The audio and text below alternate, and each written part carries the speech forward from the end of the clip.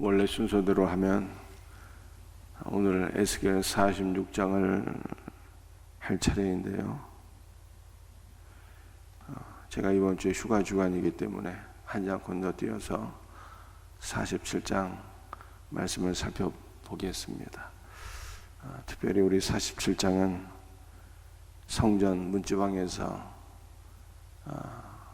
끊임없이 생수의 물이 흘러나온다라고 하는 말씀인데, 이 에스겔 47장에서 우리 생명샘 교회, 생명샘 이 교회 이름이 에스겔 47장에서 비롯되었기 때문에 특별히 우리 에스겔 47장 오늘 새벽에 다시 한 번 더 잠깐 묵상하는 시간이 되었으면 좋겠습니다. 1절 말씀은 제가 읽어드립니다. 그가 나를 데리고 성전문에 이르시니 성전의 앞면이 동쪽을 향하였는데 그 문지방 밑에서 물이 나와 동쪽으로 흐르다가 성전 오른쪽 제단 남쪽으로 흘러내리더라. 우리 성전은 모든 것이 예수 그리스도를 가리킨다고 제가 여러 번 말씀을 드렸습니다. 근데 성전 문지방에서 물이 흘러나온다는 거예요. 성전이 예수님이라면 성전 문지방에서 흘러나오는 물은 무엇을 가리키는 것일까? 이사야 2장에 율법이 시온에서, 여호와의 말씀이 예루살렘에서 나온다 이렇게 말씀했기 때문에, 예루살렘 성전을 가리키는 거잖아요. 그러니까 여호와의 말씀이 예루살렘 성전에서 나온다고 이렇게 말씀하셨어요. 오늘 본문 말씀은 성전에서 생수가 나오는데, 이사야 2장은 예루살렘 성전에서 말씀이 나온다고 했으니까 에스겔 47장에 성전 문지방에서 나오는 이 생수는 바로 여호와의 말씀을 가리킨다 이렇게 생각하시면 되겠습니다.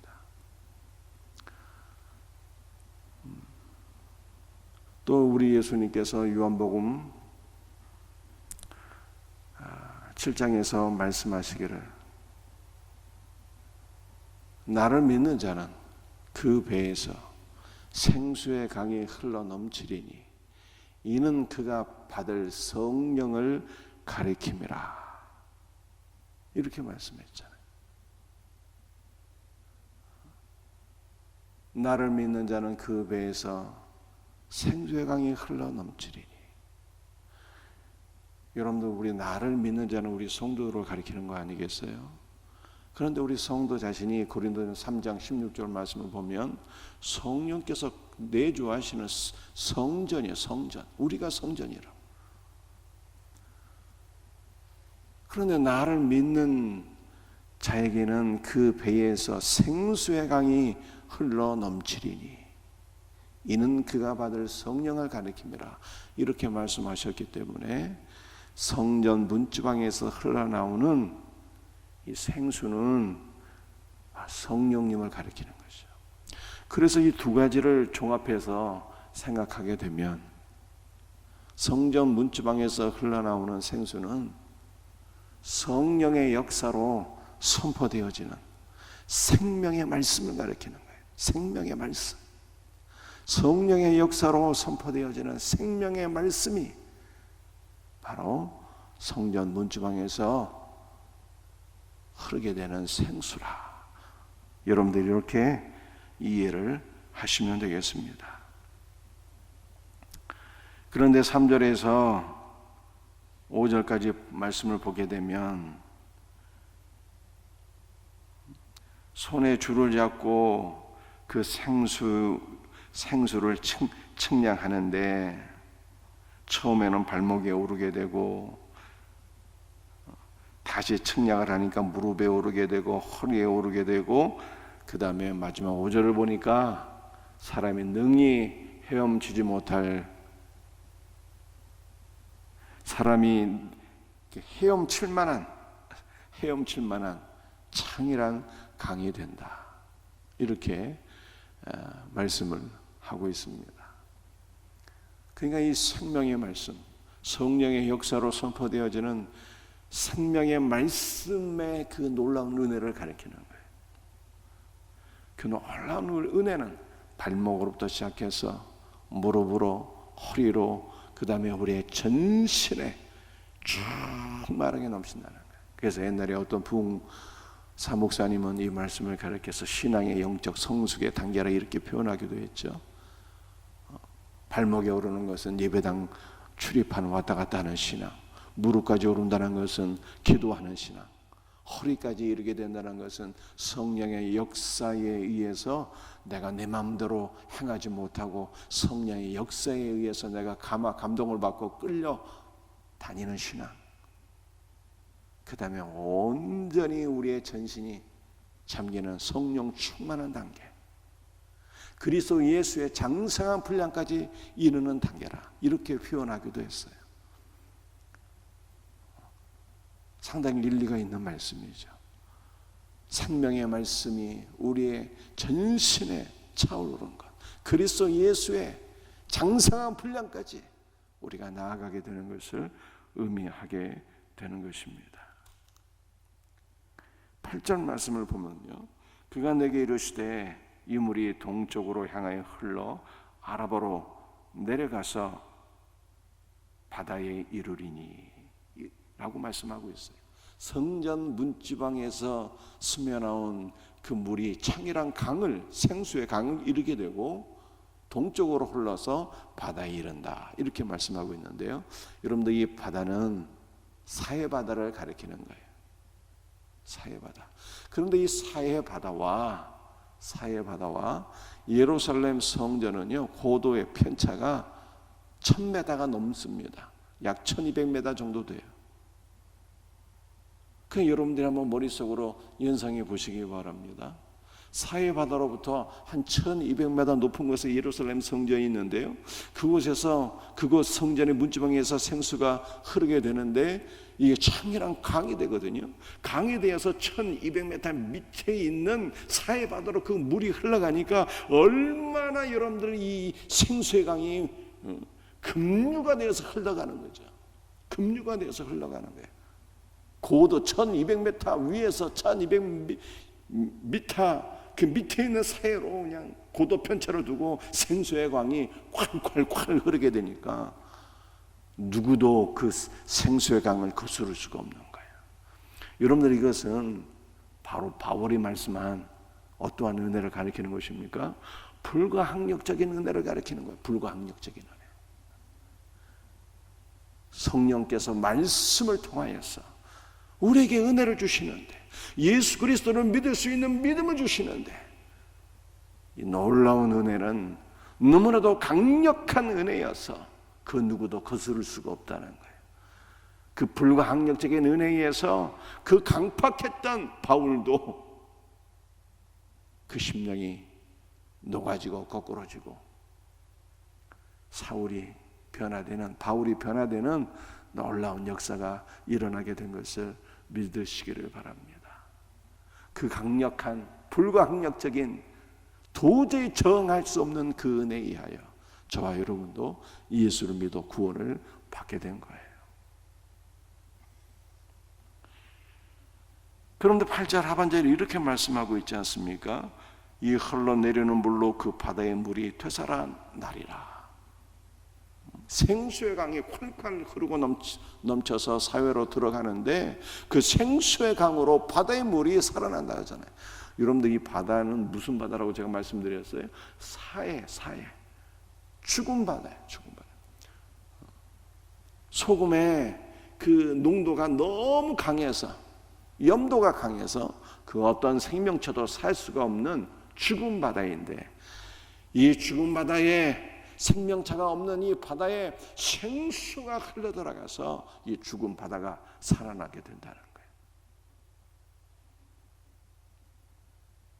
우리 구약 성경을 보면 엘리사가 여리고성에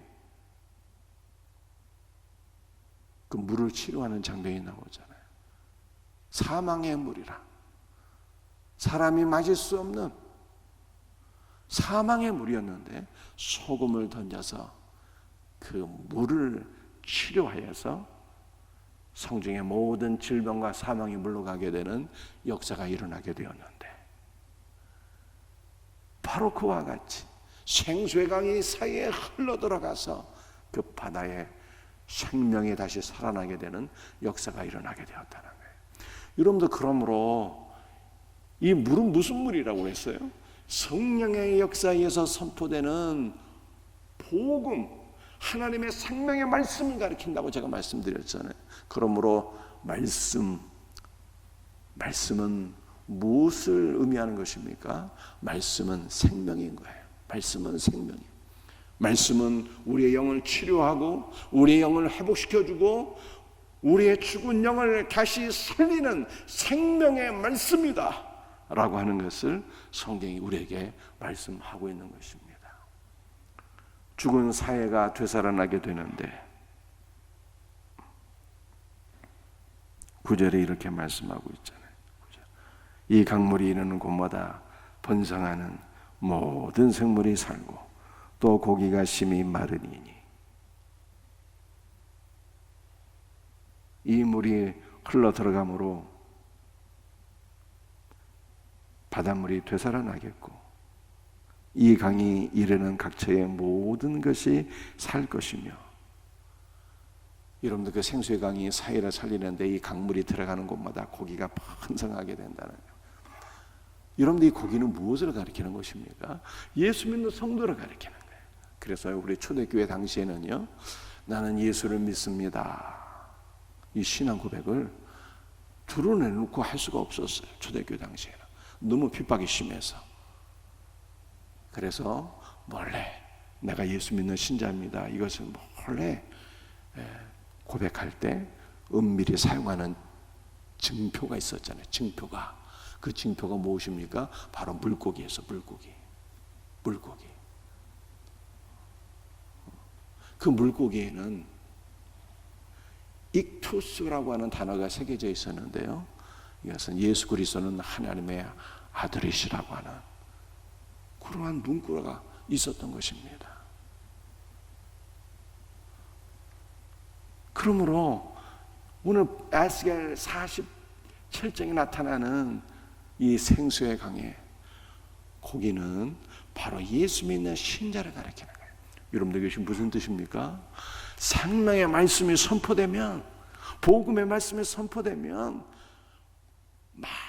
많은 불신 영혼들이 회심하게 되고 거듭나게 되고 생명을 얻는다는 거예요.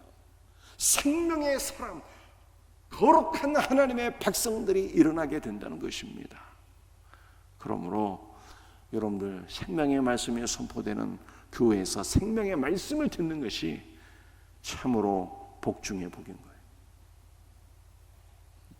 생명의 말씀을 내가 듣게 될 때, 성령의 역사로 선포되는 생명의 말씀을 듣게 될 때 내가 그리스도의 물고기가 되는 거예요. 거룩한 신자가 되는 거예요. 내 영혼이 치유되고 회복되고 내 영혼이 번성하게 되는, 생명으로 소생하게 되는 역사가 일어나게 되는 것입니다.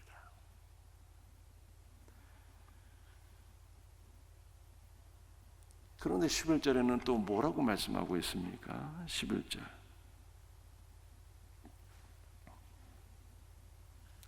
그 진펄과 개펄은 되살아나지 못하고 소금 땅이 될 것이며 라고 말씀하고 있습니다. 그 진펄과 개펄은 되살아나지 못하고 소금 땅이 될 것이며, 생수의 강이 이르는 모든 것은 다 회복되는데 진펄과 개펄은 회복되지 못한다는 뜻이에요. 여러분들, 진펄과 개펄은 무엇을 의미하는 것일까요? 자기에 의해 만족하며 사는 자들이에요. 자기에 도취되어서 예수 그리스도를 불신하고 나는 고침받을 필요가 없다고 생각하는 자들을 가리키는 거예요. 그래서 여전히 사실은 자기는 의롭다고 생각하는데, 하나님 보시기에는 어떤 자들이에요? 다 진흙탕 속에 뒹굴고 있는 자들인데 여러분들 인간의 의라는 것이 내가 볼 때는 의롭고 거룩한 것 같은데 하나님께서 보실 때는요, 다 진흙탕에 뒹구는 자들에 불과한 거예요. 진흙탕에 뒹굴고 있음에도 불구하고 나는 의롭다고 생각하는 자들, 자기의 도취되어서 나는 예수 그리스도 안에서 변화될 필요성이 없다고 생각하는 자들, 나는 예수가 필요 없다고 생각하는 자들, 바로 이러한 영혼들을 가리키는 진펄과 개펄이에요. 진펄과 개펄은 자기의 도취되어서 사는 자들은 회복되지 못한다 라고 성경에 말씀하고 있어요. 그러므로 여러분들 가장 골치 아픈 영혼이 오늘 본문에 기록되어 있는 거죠. 가장 복된 영혼은 어떤 영혼이에요? 생명의 말씀을 듣고 회복되는 것이죠. 그리스도의 생명으로 거룩한 물고기 성도가 되는 자가 가장 복된 자예요. 가장 불쌍한 영혼들은 어떤 자들입니까? 나는 예수 없어도 구원받을 수 있다고 생각하는 자들이, 자기에 도취되어서 살아가는 자들이에요. 나는 거룩하고 의롭다고 생각하는 자들이에요. 여러분들 이러한 영혼들은 예수 그리스도 앞에 무릎 꿇지 않습니다. 십자가를 붙잡지 않아요. 상세의 말씀을 통해서 거듭날 수 없는 영혼들인 것입니다. 그러므로 바울이 뭐라고 그랬어요? 죄가 더한 곳에 은혜가 더한다 라고 말씀했잖아요. 자기가 죄인인 것을 깨닫는 영혼, 그래서 예수 그리스도를 붙잡는 영혼, 그 영혼이 복된 영혼인데, 자기에 도취되어서 십자가를 붙잡지 않는 영혼들, 진펄과 개펄은 회복되지 못한다는 거예요. 우리 가운데 이 불쌍한 영혼 한 명도 없기를 주 예수의 이름으로 축복합니다.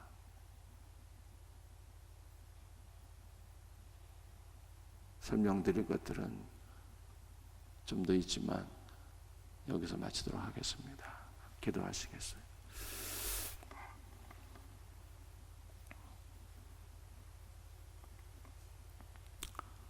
아버지 하나님, 성전문 주방에서 흘러나온 생수는 성령의 역사로 선포되어지는 생명의 말씀인 것을 확실히 믿습니다. 이 생명의 말씀이 우리의 영혼에 충만하게 차고도 넘치기를 간절히 기도합니다. 주 예수여, 오늘도 우리 사랑하는 모든 성도들에게 주님의 말씀을 통해서 주님의 은혜와 생명이 충만하게 부어지는 복된 새벽이 되게 하여 주시옵소서. 주 예수님, 주님의 생명의 말씀이 우리를 살리는 생명의 말씀인 것을 믿습니다. 생명의 말씀으로 우리 영혼이 치유되고 회복되게 하시고 그리스도의 생명으로 충만해지는 놀라운 역사가 있게 하여 주옵소서. 생명의 말씀으로 우리가 주님의 거룩한 물고기 성도가 되었사오니, 생명의 말씀으로 생명샘교의 많은 영혼들이 거룩한 물고기로 충만해지는 역사가 있게 하여 주옵소서. 주 예수님, 진펄과 개펄은 수송되지 못한다고 말씀했습니다. 나는 의롭고 거룩한 자이기 때문에 예수는 필요 없다고 생각하는 자들, 이렇게 교만한 영혼들 우리 가운데 한 명도 없도록 은혜를 베풀어 주옵시고, 모두 다 겸손한 심령으로 생명의 말씀을 듣고 그리스도의 생명 안에 거하는 복된 성도들이 되게 하여 주시옵소서. 오늘 새벽에도 주 예수의 볼로 우리를 덮어 주옵소서.